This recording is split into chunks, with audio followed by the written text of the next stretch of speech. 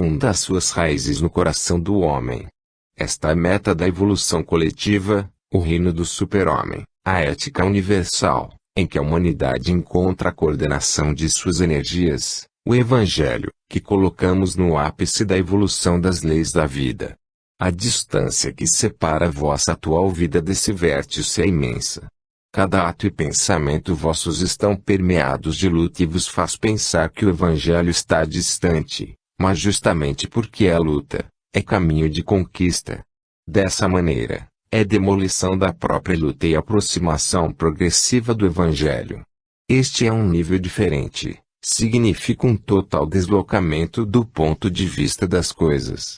Os próprios fatos humanos, observados de planos diferentes, assumem valores diferentes. E a visão longínqua e global da alma que conquistou a bondade e o conhecimento. Essas normas, correspondendo a uma amplitude de ângulo visual muito mais amplo, parecem-vos irrealizáveis. Ao Evangelho só se pode chegar por sucessivas aproximações. Ele fica inacessível por sua elevação, se for representado de súbito ao homem atual que, por certo, não compreende e não o pratica. Mas olhai para mais longe, na essência da vida, penetrai mais fundo na ciência, segui em frente e o Evangelho surgirá por si mesmo. Vosso mundo é o que se vê da terra, o Evangelho é o mundo olhado do céu. O absurdo reside em vossa involução.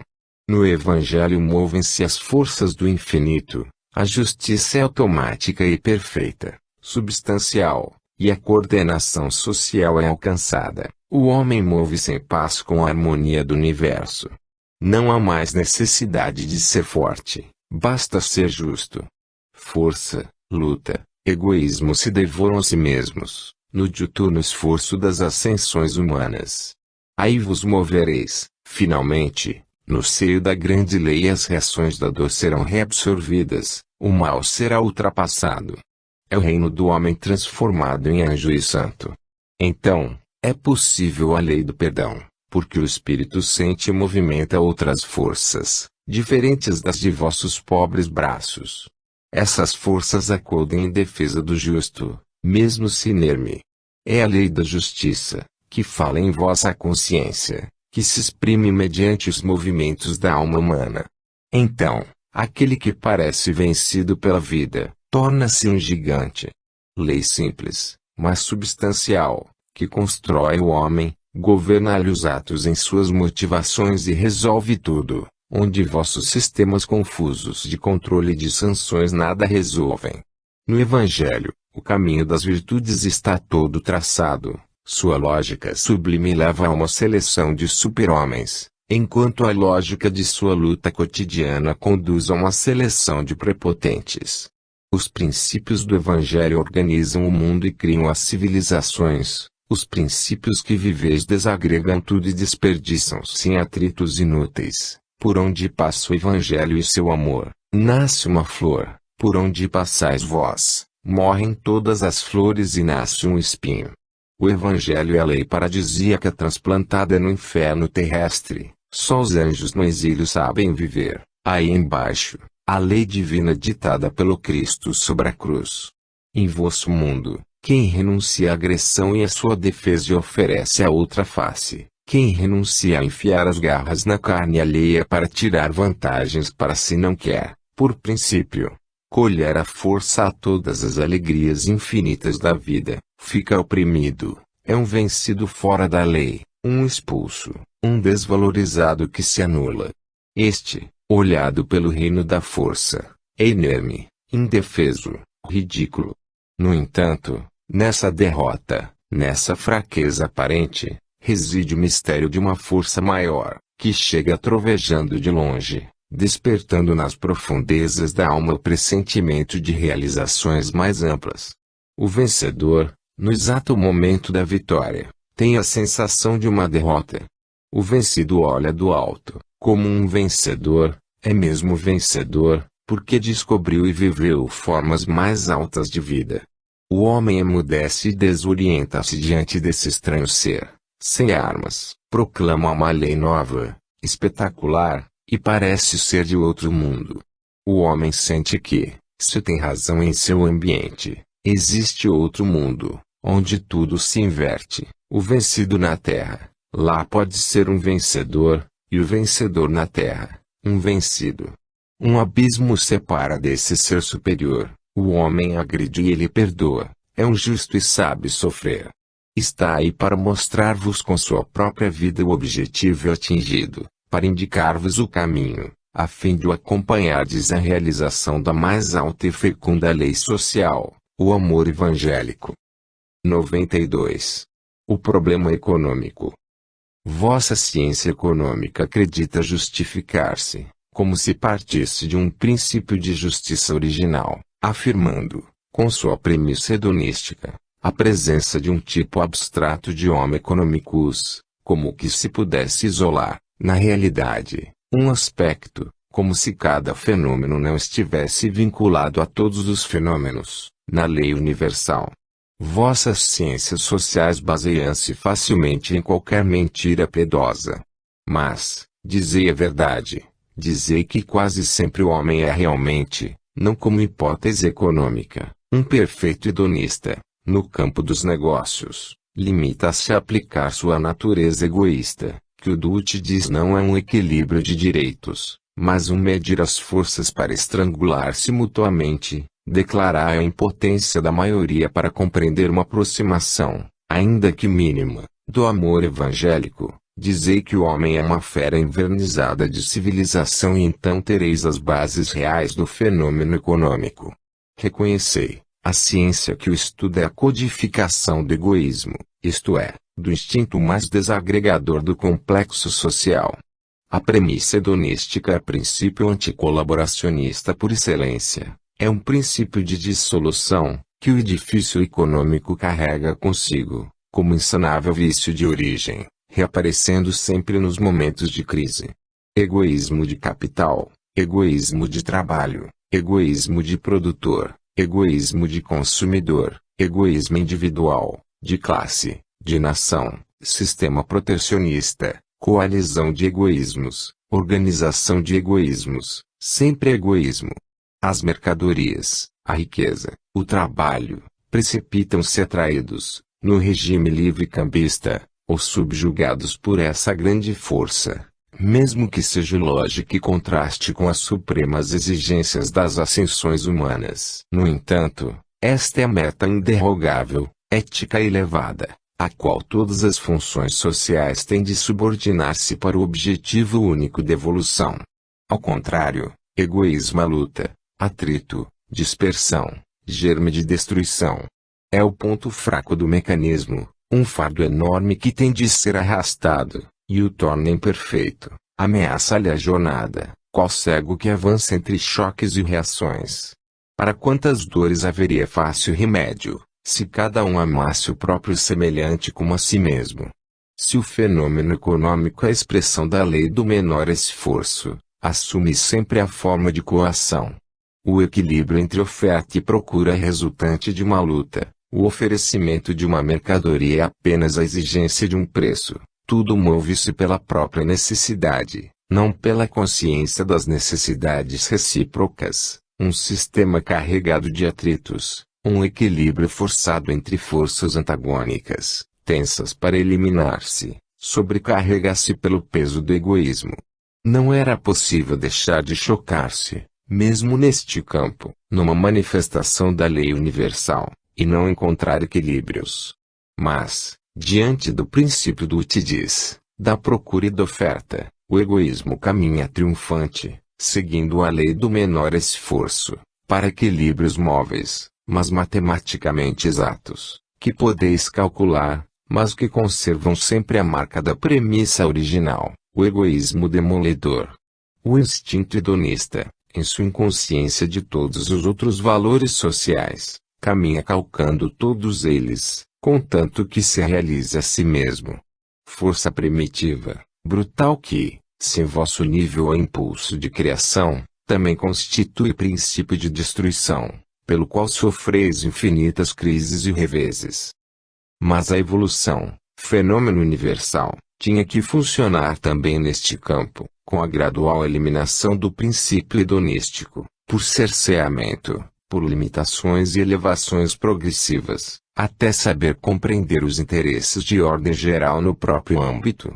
Encontramos por toda parte o mesmo processo ascensional, pelo qual a força tende à justiça, o egoísmo ao altruísmo, a guerra à paz, o mal ao bem. Na evolução não se pode isolar um campo do outro. Todos os fenômenos sociais, porém, devem ser concebidos e fundidos numa ética superior.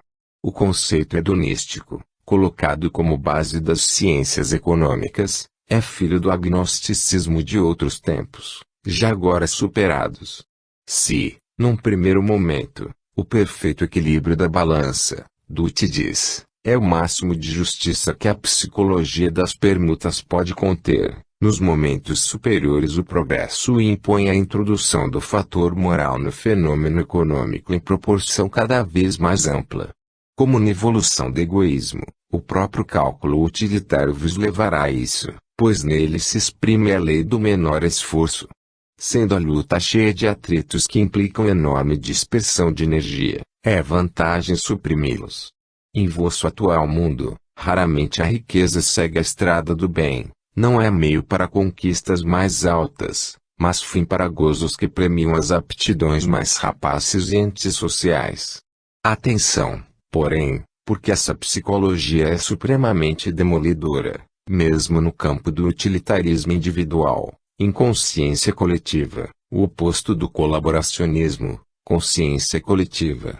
Quando um fenômeno nasce envenenado por impulsos negativos, estes, indestrutíveis como todas as forças, acompanham-no e corroem até sua destruição. Quando uma ação está infeccionada no momento decisivo do nascimento pelo germe da desonestidade, ele se arrastará corroído por dentro, como um enfermo, até que a desagregação interna o resolva com a morte.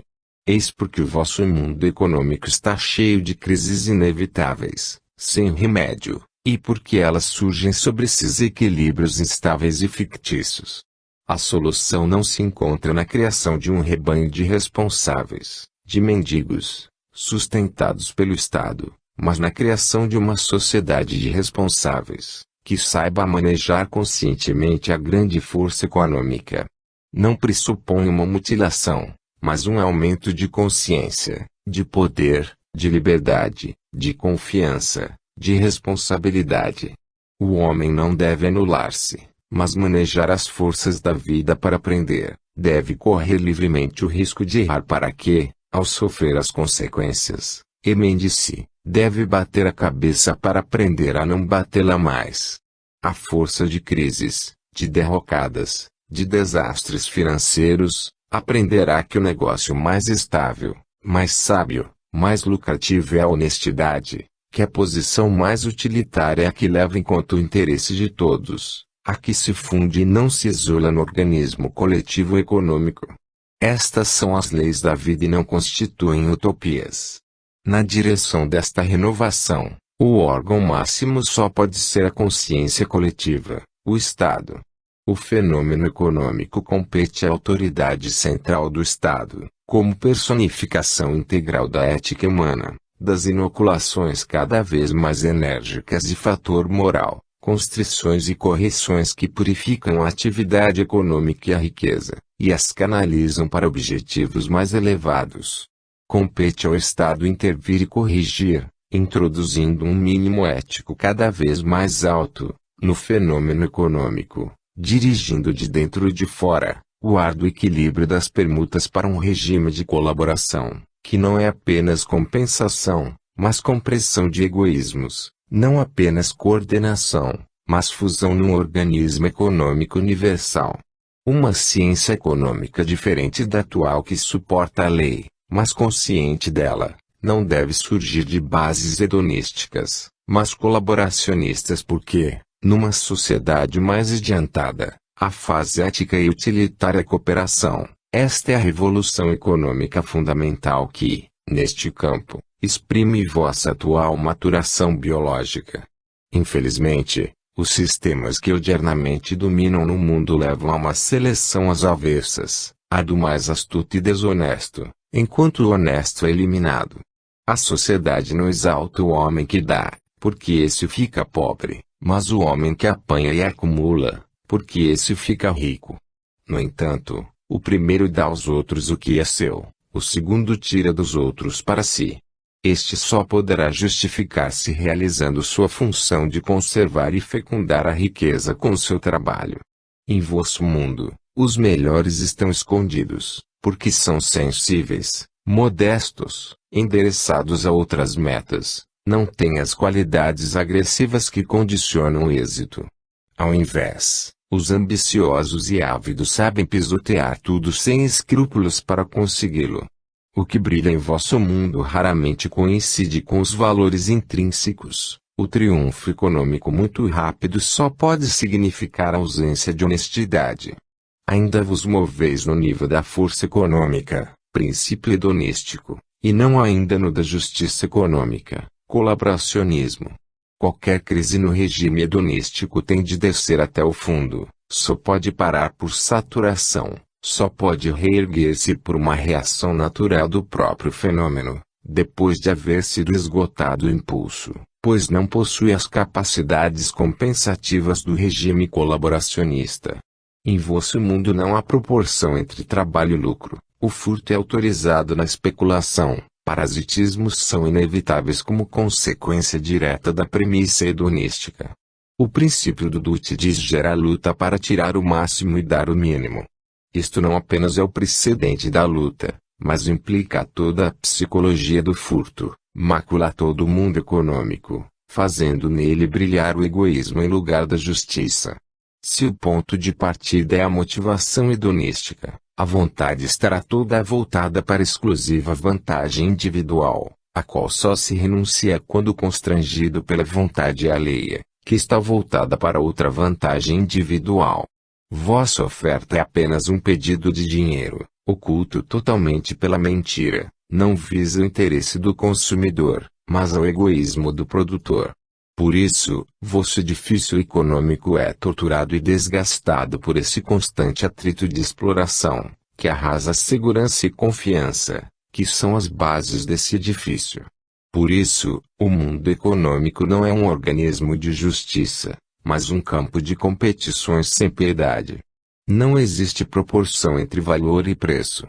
Este, o mais das vezes, não corresponde ao custo da produção, mas à maior ou menor capacidade que apresenta de suportar o peso da exploração. Verdade, porém, que o poder esfaimado da procura gera imediatamente a superprodução e equilibra-se com a oferta, mas esse equilíbrio espontâneo é com frequência ultrapassado pelo desequilíbrio originário do egoísmo, sempre voltado para reassumir a vantagem logo que possa. Além disso, não há quem não veja que o aumento de preço, pelo simples fato de que a procura é intensa e a oferta escassa, esteja distante da justiça, especialmente quando o consumidor se acha em condição de necessidade e a penúria seja causada pela sambarcação. Os bens da terra não buscam o caminho da necessidade, a riqueza é atraída pela riqueza e foge da pobreza. Ao invés de constituir uma ajuda, é frequentemente um mal na vida social. A psicologia hedonística carrega o dinheiro para onde não serve, afasta-o de onde poderia aliviar uma dor, proteger uma vida. Todos fogem do fraco e do vencido, logo que se manifesta uma fraqueza, tudo ocorre para agravá-la, empurrando-a para a beira do precipício. Para vós, a necessidade do próprio semelhante é um não-valor econômico, enquanto é valor a confiança que vos inspira uma sólida riqueza. Por isso, ela dificilmente executa a função que deveria ser para ela primordial, ou seja, um meio de vida e de melhoria.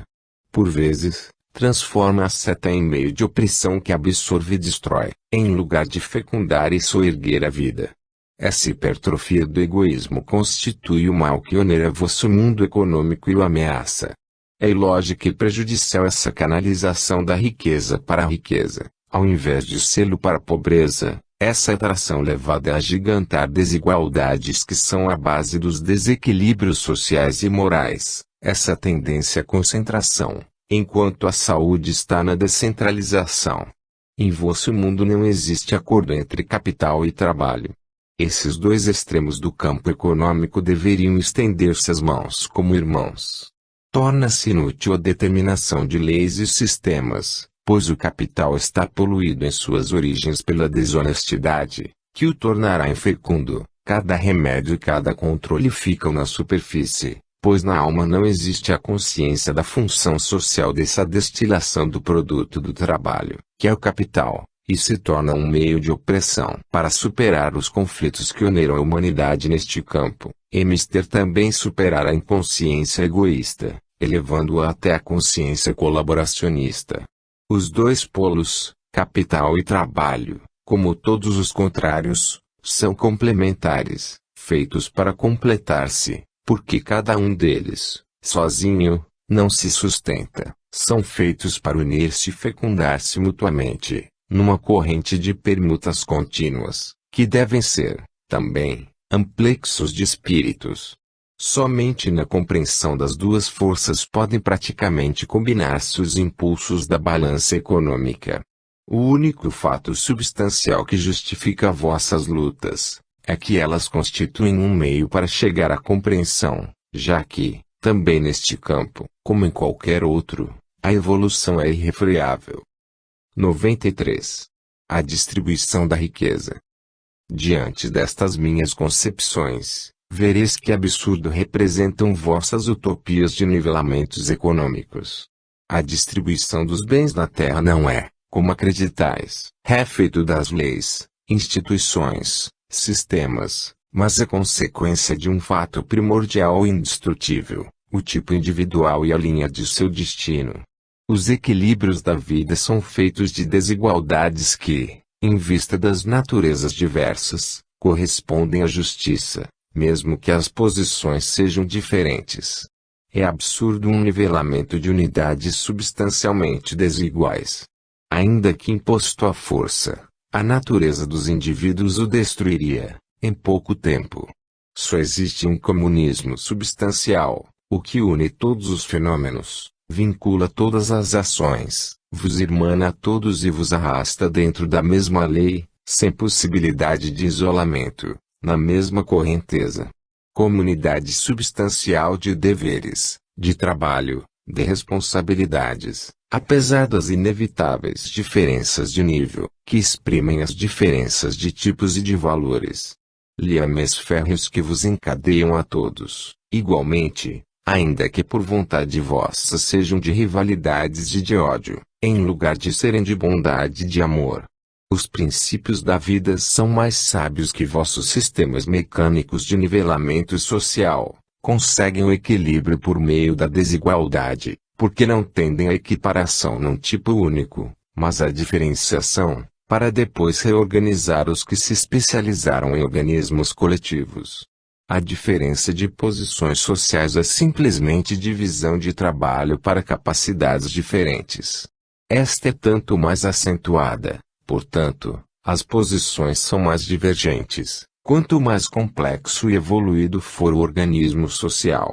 Numa coletividade adiantada, cada indivíduo e cada classe permanece tranquilamente em seu lugar, sem coações, tal como as células e os órgãos num corpo animal. Essas irrequietudes são características das sociedades inferiores em formação. Não é lícito ignorar, na construção dos coletivismos humanos, que a natureza não constrói os homens por meio de máquina e que não se podem dividir as falanges humanas por tipos em série. Ao contrário, a natureza cria tipos complementares, reciprocamente necessários. As diferenças são feitas para se compreenderem e para se compensarem, unindo-se a fim de se completarem em seus pontos fracos e combinarem-se organicamente.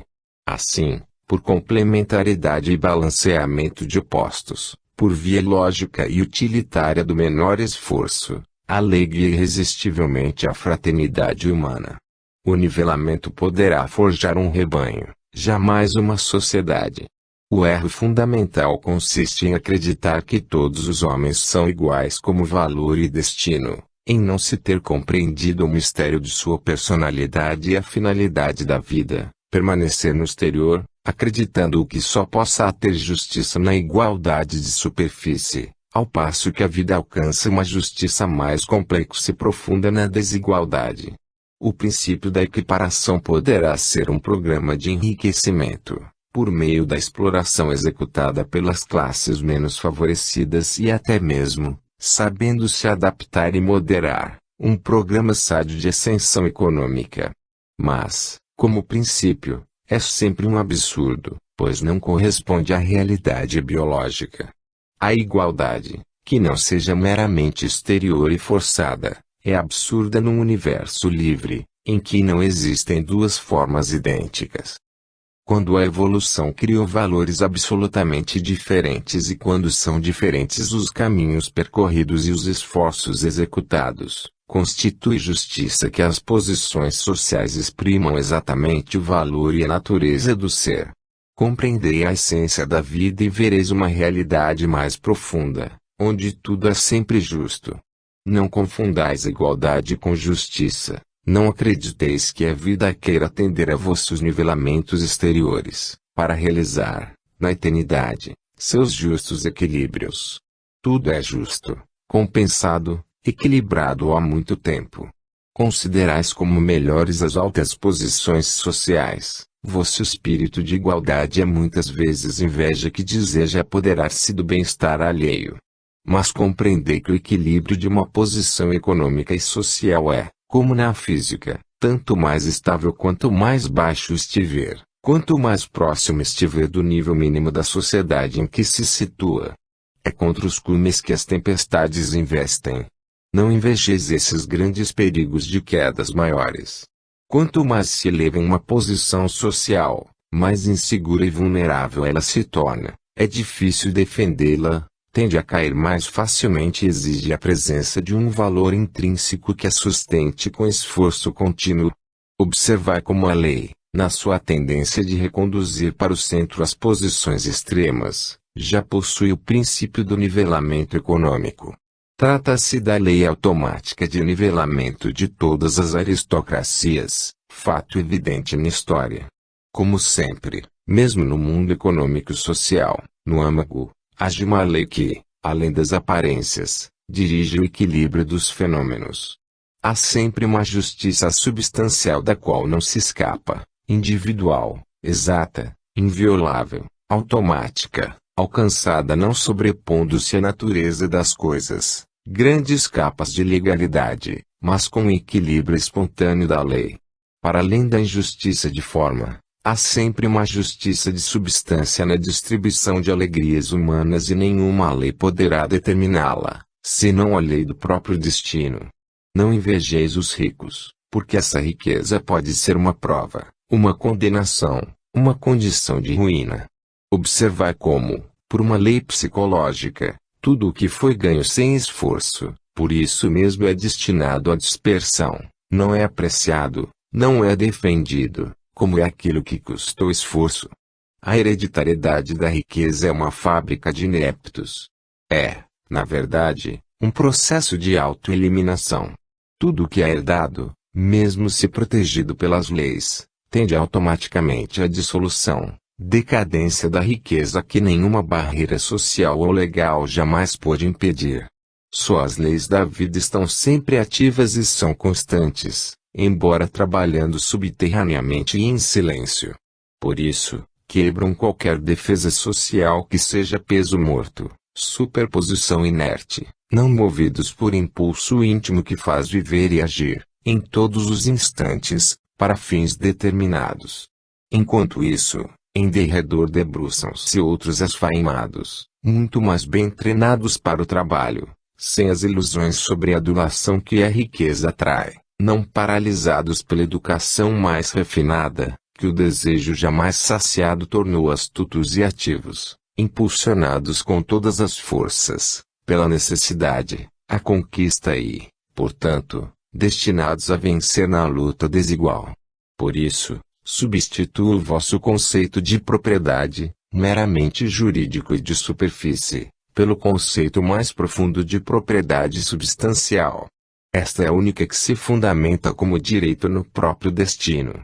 Se vos colocais na realidade dos fenômenos, que é sempre um devenir, vereis que não é possível possuir as coisas em sentido estático, mas apenas na trajetória de seu transformismo. Elas, como vós mesmos, constituem um devenir e esse contato duradouro, que se denomina posse, só é possível pela ação de uma força constante que mantenha vinculados os dois transformismos. Nesse oceano de dinamismos, a propriedade é, no máximo, um usufruto, que a morte ou qualquer reviravolta pode sempre quebrar. Por isso, não é possível propriedade nem posse em sentido jurídico, mediante construção de defesas e barreiras legais, mas só se pode possuir a causa desse mecanismo de efeitos, isto é, o poder do domínio sobre as coisas. Este não é dado pelos reconhecimentos jurídicos exteriores, mas pela aquisição de qualidades, de merecimentos, de direitos inerentes à própria personalidade. Além de vossas formas sociais, o que as justifica e sobretudo as mantém vivas, é a ação constante desse impulso dado por uma capacidade intrínseca, preparada e fixada no destino, única base do direito. Com efeito, no justo equilíbrio da lei, logo que cessa o impulso dessa causa, cessa o direito, rui o edifício dos efeitos e, apesar de todas as defesas, pulveriza-se a construção jurídica. Essa propriedade substancial é a única que corresponde a uma característica da personalidade, e está escrita no destino, como impulso enxertado no equilíbrio de suas forças. Só ela poderá resistir e manter-se, enquanto esse impulso resiste e se mantém. O princípio hedonístico vos enclausura num estado de miopia psíquica, que vos faz acreditar em absurdos e na possibilidade de conseguir riquezas por atalhos que excluem o esforço do trabalho. Ora, olhando de frente às mais profundas leis do mundo econômico, encontrareis um princípio de equilíbrio que impõe uma relação férrea entre esforço e prazer. Assim, apesar de todas as tentativas de fraudar a lei, a verdadeira alegria só é prêmio do trabalho honesto. A riqueza traz consigo, como uma natureza própria, uma marca indelével das características com que foi gerada e querida. Estas acompanharão sempre como um impulso, uma trajetória, uma direção exata, que a sustentará e guiará em todos os passos como um ser vivo.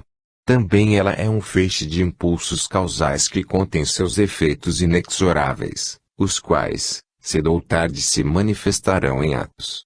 Se a riqueza nasceu errada, traz sofrimentos. Se nasceu bem, traz o bem. Acreditais que a riqueza seja uma qualidade homogênea, igual em toda parte. Mister completar esse conceito econômico com outros fatores que sempre estão nele incluídos. Ela é uma força em movimento, que se manifestará na forma em que tenha sido definida no momento de sua gênese. Há diferença entre riqueza e riqueza. O lucro errado não trará vantagens, mas prejuízos. Há dinheiro que não pode dar prazer. Possuí-lo não é lucro, mas perda. Não é riqueza, mas pobreza. Foi substancialmente impregnado de qualidades negativas e é uma força de destruição. Seu vício de origem não se apaga e o levará à ruína, até que ele mesmo desapareça por esgotamento da causa. Pois o mal é negação, antes de tudo, nega a si mesmo até a sua total autodemolição. Há um dinheiro maldito que só traz maldição a quem o possui, o dinheiro que Judas pagou o campo de sangue. Esses meus pontos de vista interiores aclaram diferentemente todo o fenômeno econômico. Mostrando-vos realidades mais profundas, relegam ao absurdo vossos conceitos mais comuns neste campo, que aceitais por ignorardes as leis substanciais da vida. Assim, em vossa época tendes a ingenuidade de crer supérfluo atentar tanto para as sutilezas do modo de acumular riqueza, credes que qualquer meio vale. Dessa maneira, levianamente, semeiam-se germes de destruição bem no centro dos próprios capitais. Falo nos termos de uma moral científica, exata, utilitária e, portanto, necessária também ao ladrão. Este é tão ingênuo e pensa que o furto possa trazer utilidade. Ora, é pueril o esforço de fraudar a pobre lei humana, desde que não é possível alterar a íntima lei dos fenômenos que, misteriosa e poderosamente, vigia e ressurge inata neles a qualquer momento. Pelos atalhos da usurpação só se chega ao resultado da reação. Alegrem-se os sedentos de justiça que sofrem diante das injustiças humanas. Há um equilíbrio profundo de que o mal tentará inutilmente escapar, embora triunfe momentaneamente. Mas tremei vós, a quem a injustiça de um instante deu razão, porque chorareis um dia, esmagados pelas consequências de vossas ações, que nenhum tempo poderá destruir e vos acompanharão por toda parte. Mesmo se não sentis, o imponderável vos alcançará para golpear-vos. O dinheiro mal ganho é um prego envenenado que se cravará em vossas mãos. Nada rende tanto quanto a exploração do sangue humano. O mundo está cheio do dinheiro de Judas, gordo de traições, verdadeiro esterco do diabo, que vos sufocará, fazendo a terra afundar sob vossos pés. É contra esse dinheiro que se levanta a maldição de Deus, não contra o dinheiro que é justa recompensa do trabalho. 94. Da fase hedonística à fase colaboracionista. Como vedes, enfrento todos os problemas econômicos, subindo até suas fontes, que estão na alma humana. A solução é radical, substancial, e, acima de tudo, muito simples. Mesmo no campo econômico olhamos nas profundezas, atingindo a substância além da forma. Substitui a premissa hedonística pela premissa colaboracionista, elevando o mínimo ético das ciências econômicas, dando-lhes um conteúdo moral. Elevei, pois, o fenômeno econômico a um nível imensamente mais alto, mostrei-vos, sobretudo, sua evolução e sua forma futura. Indiquei-vos o caminho para ultrapassar a velha economia hedonística, lancei as bases de nova economia colaboracionista, a partir de teoremas apresentados de maneira totalmente diversa, que deveis desenvolver. Enquanto a base hedonística mergulha suas raízes na involução subhumana, a fase colaboracionista é a decidida aproximação da perfeição evangélica. Não podíamos deixar de encontrar, como percebemos em todos os campos, também no econômico, as duas leis consecutivas, entre as quais oscila a maturação biológica humana. Duas leis sucessivas que, em qualquer campo, provam evolução no trabalho, na renúncia, na dor, no amor, da força ao direito, do egoísmo ao altruísmo, da guerra à paz, da concorrência ao colaboracionismo, da fera ao homem e ao super-homem, da desordem à ordem e à justiça do evangelho, do mal ao bem. Vossa supercultura torna o fenômeno econômico um problema complexo, acessível apenas aos técnicos que nada resolvem, as crises se sucedem, verdadeiros furacões econômicos que varrem tudo à sua passagem.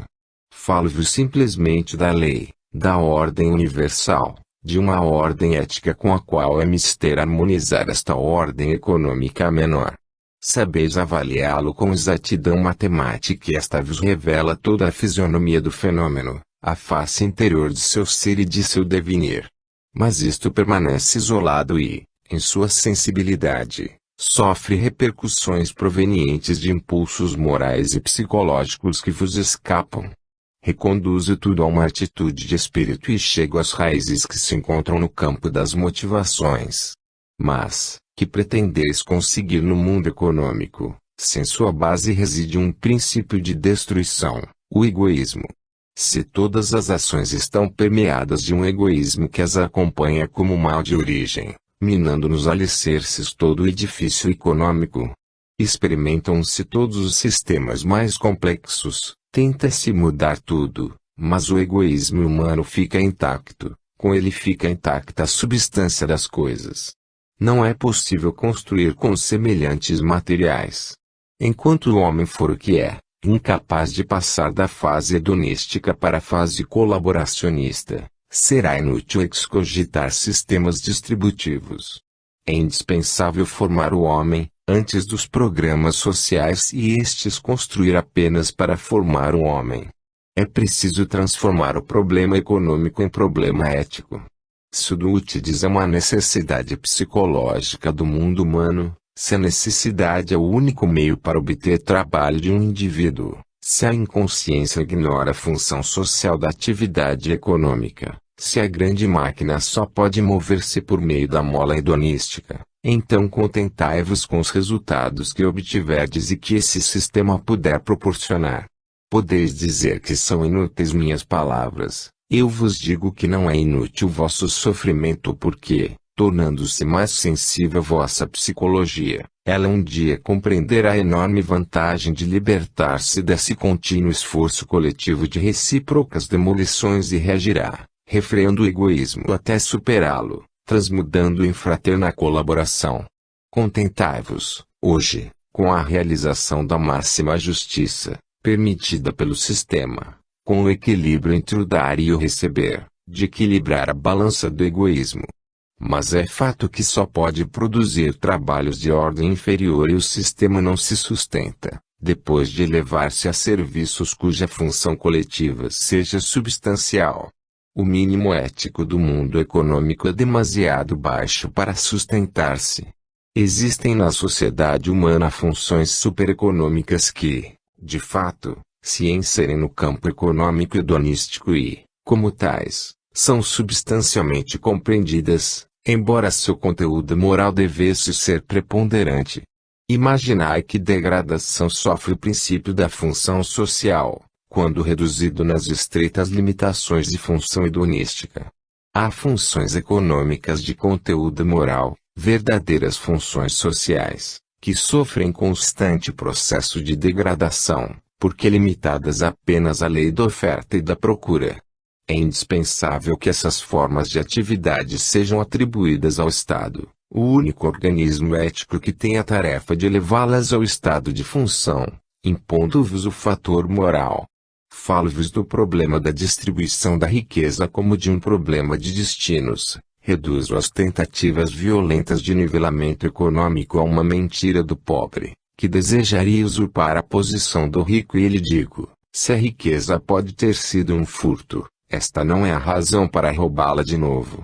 Resolve o problema não dando razão ao pobre que agride, mas dizendo ao rico, ai de ti, se não cumprires o primordial dever de levar em conta o interesse de todos no usufruto dos bens que te foram concedidos, ai de ti, se não souberes descer até o pobre, e dar-lhe o que sobra.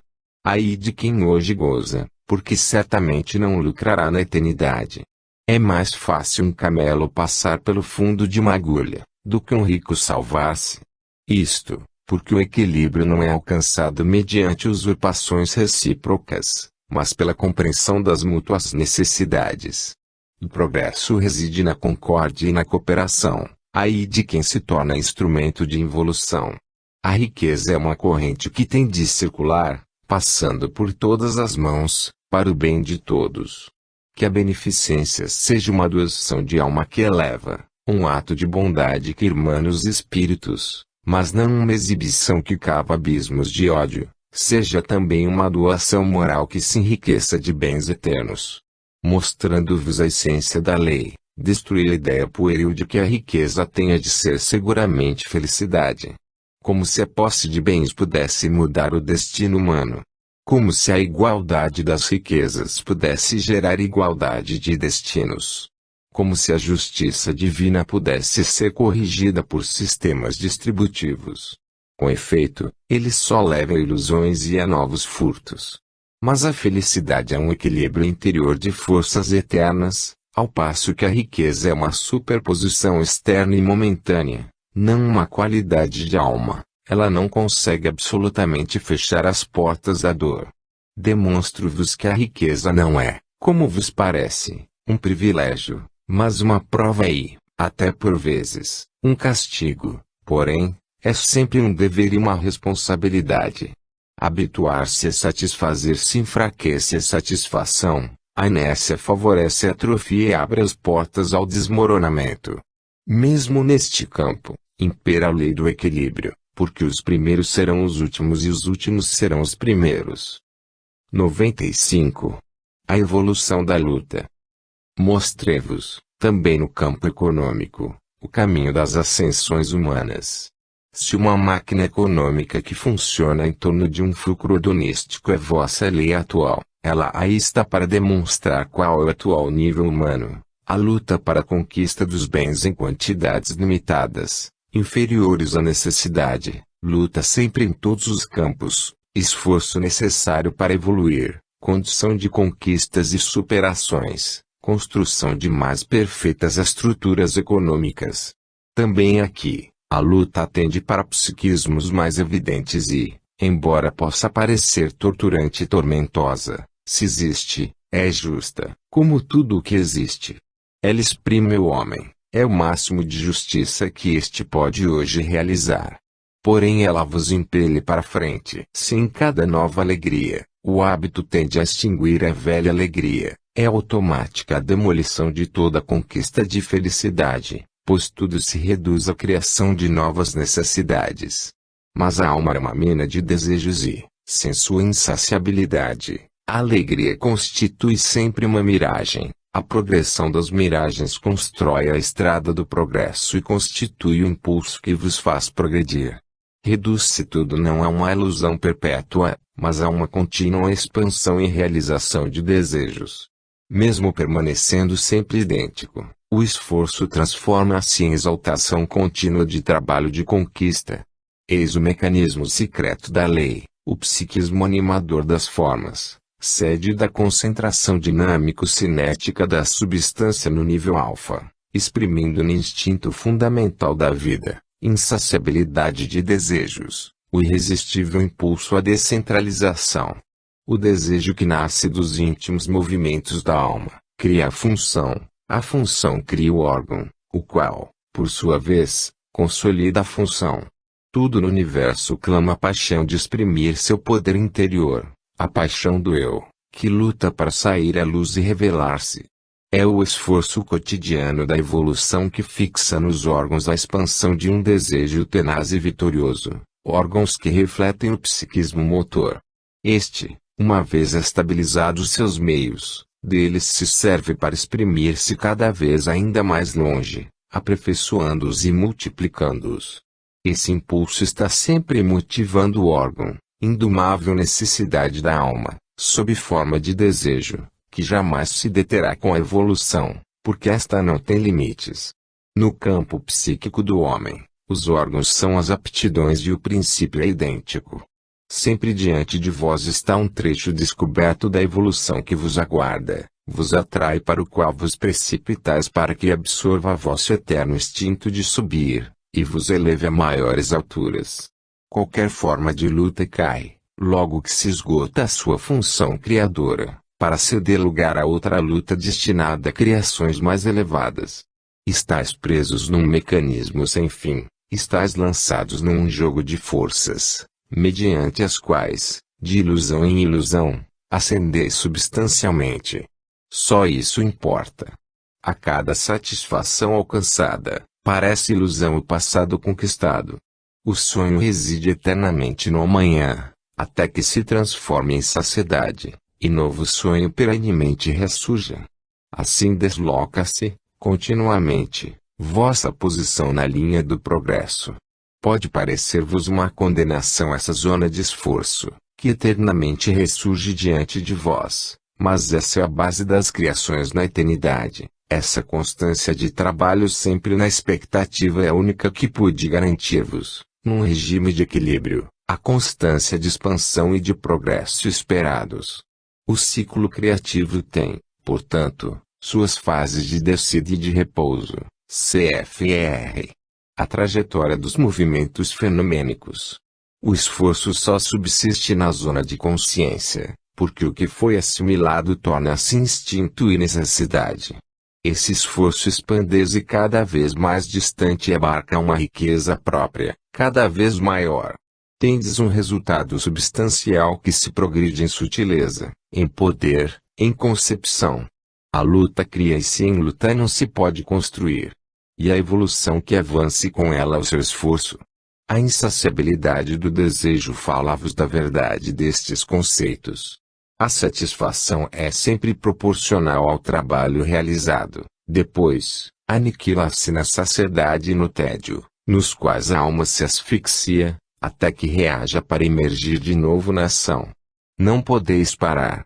A insatisfação do instinto fundamental, entre todos e pai de todos os outros, é o de evoluir, o que obriga a mover-vos ao encontro de sempre novas e mais altas alegrias.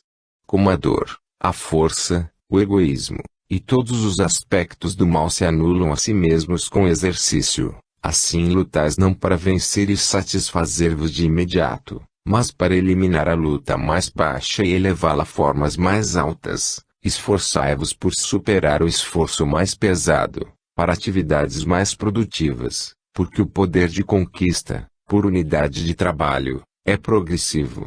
Eis a única direção, na qual vosso esforço não se neutraliza entre impulsos contrários, mas ao contrário, cria constantemente.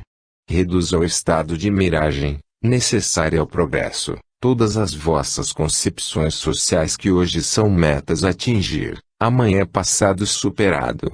Que coisa mais, senão um jogo de espelhos, pode induzir a inconsciência humana, ignara de seus altos objetivos, avançar no caminho da evolução? A realidade profunda vos escapa e vos moveis como átomos, movidos pela lei que age sobre vós, por meio dos instintos que acreditais serem vossos, mas que são apenas o seu comando. Hoje ainda não constituís uma sociedade, sois apenas um rebanho, sois um desencadeamento de forças psíquicas primordiais, que explodem confusamente, mas a explosão é guiada e deve canalizar-se para o progresso. A lei não vos pede para ser compreendida, mas impõe que seja obedecida. Os choques de indivíduos e de povos são feitos para que se conheçam e se combinem em unidades mais amplas e compactas. A luta é feroz porque sois selvagens. Somente quando o homem não for mais assim, a luta, também, não será feroz. O progresso justifica, na ordem da lei, a desordem e o mal presentes, vossa luta e seu esforço. Riscai do universo as palavras injusto e inútil. Dizei que tudo é proporcional aos valores dos seres. Se a luta outrora foi física, hoje é econômica e nervosa, amanhã será espiritual e ideal, muito mais digna de ser combatida. É a luta que hoje realizo, por antecipação, a fim de levar o homem até a lei social do Evangelho. Não acrediteis que a luta possa ser suprimida. Quem providenciaria, de outro modo, o objetivo da seleção, o não abastardamento do homem? Mas a luta transforma-se, vedes como eu também luto, como faço denodadamente, embora em campo tão diferente, acima de qualquer forma humana de agressividade. Trabalhai e sofrei para atingir essa meta ainda tão distante, para formar o homem digno de compreendê-la e capaz de vivê-la. Trabalhai e sofrei também vós, hoje, no campo social, econômico, político, artístico e científico. 96. Concepção biológica do poder. Nestas conclusões sociais está contido tudo o que é preciso para refazer o mundo, baseado em princípios biológicos, estritamente científicos, vinculados com o funcionamento orgânico do universo fenomênico. Não insisto em pormenores, porque em meu sistema tudo é orgânico, uma vez fornecida a chave dos fenômenos, exposto o princípio que os governa, é fácil concluir também nos mínimos detalhes. Basta haver definido o edifício do universo em suas linhas maiores. Estas conclusões poderão parecer irrealizáveis, porque distantes da evolução atual, mas não são utópicas, pois movem-se e moveram-se constantemente numa atmosfera de racionalidade. Se vos parecerem utópicas, pensai que esta filosofia, embora se abstenha de unir-se e enquadrar-se no pensamento filosófico humano, liga-se com perfeita aderência e se enxerta no quadro da fenomenologia do universo. Esta não é filosofia de superfície, pois desde a série estequiogenética para cima, todos os fenômenos da matéria, da energia, da vida e do psiquismo a sustentam. Nada disso é mera sucessão de ideias, mas representa uma concatenação lógica, pela qual as conclusões estão condicionadas desde as primeiras afirmações e reforçam-se a cada passo desse tratado.